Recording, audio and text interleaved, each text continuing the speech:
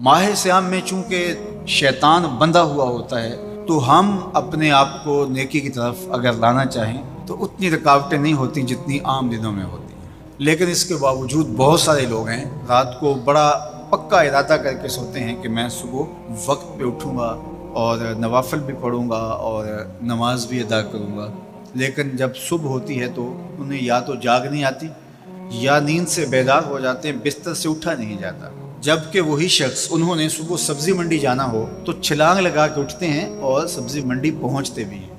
सुस्ती तबीयत का कसल नहीं होता। अमूमी तौर पे हम अपने आप को बीमार तस्वर कर लेते हैं और सुस्ती और कसल का नाम दे करके, बहाना दे करके हम कहते हैं कि बस क्या करें, हमको इरादा करते हैं रोज़ लेकिन हमसे उठा नहीं जाता। ये बात ज़हन में रखिएगा कि इरादा करने के बावजूद भी सुबह जब हम उठ नहीं पाते या कोई भी नेकी का काम हम करने का इरादा करते हैं तो इरादा करने के बावजूद इरादा ही रह जाता है, हम कर नहीं पाते।